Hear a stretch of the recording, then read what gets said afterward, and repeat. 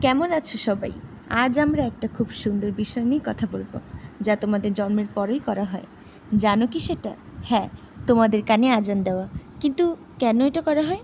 চলো আজ আমরা এই মজার আর গুরুত্বপূর্ণ ব্যাপারটি জেনে নিই। আজান কি? প্রথমে জেনে নিই আজান মানে কি।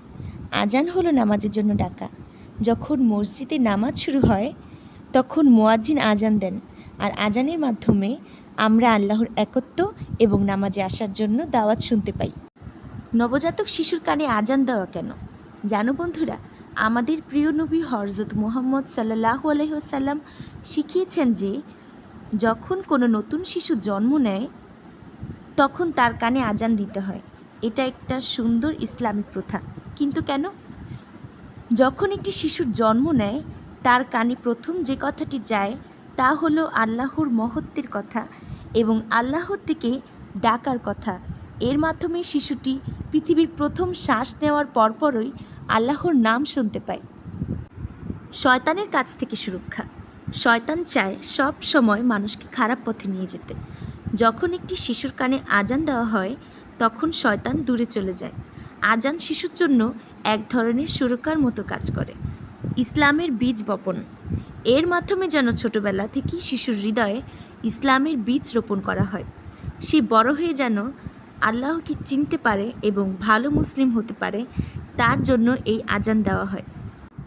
আজানের মাধ্যমে শিশুটি যেন জন্ম থেকেই তার সৃষ্টিকর্তা আল্লাহর সাথে পরিচিত হয়। কিভাবে আজান দেওয়া হয়? এটা খুবই সহজ একটি কাজ। যখন একটি ছোট্ট বাবু জন্ম নেয় তখন তার ডান কানে আস্তে আস্তে আজান দেওয়া হয়। তারপর বাম কানে ইকামত দেওয়া হয়। ইকামত হলো নামাজের ঠিক আগের ছোট আজান। কেউ কেউ কেবলামুখী হয়ে এটা করেন, তবে সবচেয়ে জরুরি হলো খুব ধীরে এবং নরম কণ্ঠে আজান দেওয়া, যেন বাচ্চা ভয় না পায়।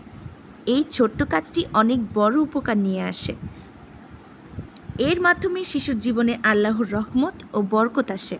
শিশু এবং পরিবারের মনে এক ধরনের শান্তি ও স্বস্তি আসে। সুন্দর শুরু। এটি শিশুর ইসলামিক জীবনের জন্য একটি সুন্দর সূচনা। তাহলে বন্ধুরা, দেখলে তো, আমাদের জন্মের পরপরই আমাদের কানে আজান দিয়ে আমাদের জীবনকে আল্লাহর নামে শুরু করা হয়। এটা কত সুন্দর একটা প্রথা। আমরা আল্লাহর কাছে দোয়া করি সব শিশু যেন ভালো মুসলিম হয়ে এবং সুন্দর জীবন পায়। যদি তোমার এই ভিডিওটি ভালো লেগে থাকে তবে লাইক করো, বন্ধুদের সাথে শেয়ার করো, আর আমাদের চ্যানেল সাবস্ক্রাইব করতে ভুলো না। আল্লাহ হাফেজ।